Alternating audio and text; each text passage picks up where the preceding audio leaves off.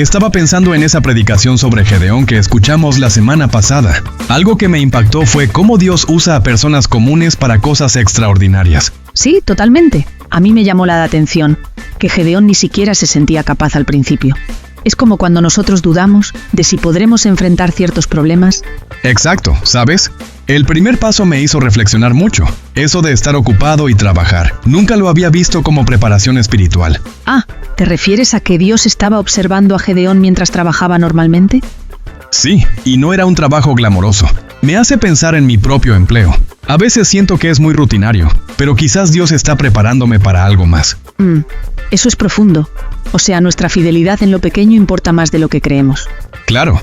Y luego viene el segundo paso, reconocer la debilidad. ¿Te acuerdas cuando Gedeón le dice al ángel que su familia es la más pobre? Sí, y justo ahí es cuando Dios le responde que vaya en su fuerza.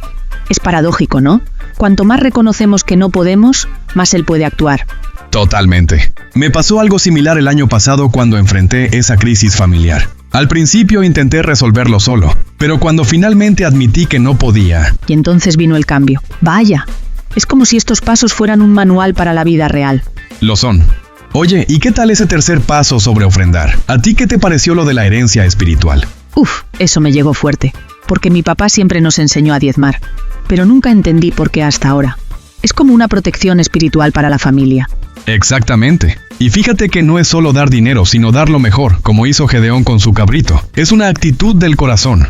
Espera, eso me hace pensar, ¿crees que por eso algunas familias tienen tantos problemas económicos? Por no haber sembrado ese principio. Buen punto. La predicación mencionaba eso, ¿recuerdas? Que la falta de enseñanza sobre ofrendar genera luchas. Es algo generacional. ¡Wow! Entonces no es solo cuestión de presupuesto, sino de obediencia espiritual. Esto es más profundo de lo que imaginaba. Y luego viene el altar familiar. Esto me hizo evaluar cómo estamos en casa. ¿Realmente tenemos un espacio de adoración o todo es religioso? ¿Sabes qué? Creo que ahí está la clave. Porque podemos ir a la iglesia, pero si en casa no hay altar, es como tener doble vida espiritual. Tienes toda la razón. ¿Y qué tal cuando llegamos al paso de obedecer y derribar ídolos? Eso fue fuerte. Sí, porque Gedeón tuvo que enfrentar hasta a su propia familia. A veces los ídolos son costumbres familiares que no glorifican a Dios, ¿no? Exacto. Como cuando mantenemos tradiciones que no edifican solo porque siempre se ha hecho así. Requiere valor cambiarlas. Como Gedeón derribando el altar de Baal de noche, al principio con miedo, pero obedeciendo. Sí, y luego vino la unidad. Es interesante cómo después de su obediencia, otras tribus se unieron a él. Ahí está otra lección. Cuando somos fieles en lo pequeño, Dios trae refuerzos. Como cuando tú empezaste ese grupo de oración y luego otros se sumaron. Cierto, y luego vienen las pruebas más duras, cuando Dios reduce el ejército. Eso debe ser lo más difícil de todo el proceso. Sí, porque humanamente queremos más recursos, no menos.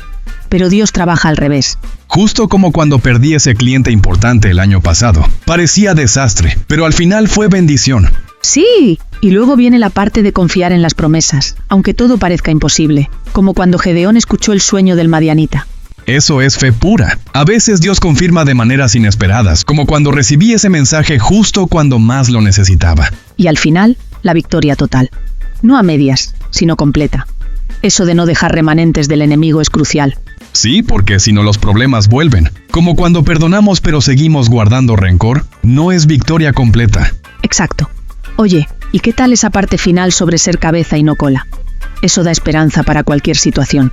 Totalmente. ¿Sabes? Al repasar estos 11 pasos, me doy cuenta que no son teoría, son vida práctica. Cada uno aplica a retos que enfrentamos hoy. Tienes razón. Creo que necesitamos meditar más en esto e irlos aplicando. Quizás empezar por evaluar dónde estamos en este proceso. Buena idea. Yo voy a trabajar en el altar familiar esta semana. ¿Y tú por cuál paso quieres comenzar? Creo que en reconocer mis debilidades con más honestidad y dejar de pretender que puedo solo. Ese es un gran comienzo. Oye, deberíamos seguir conversando sobre esto. Hay mucho más para aplicar. Absolutamente. Esto ha sido más revelador de lo que imaginaba. Gracias por la charla.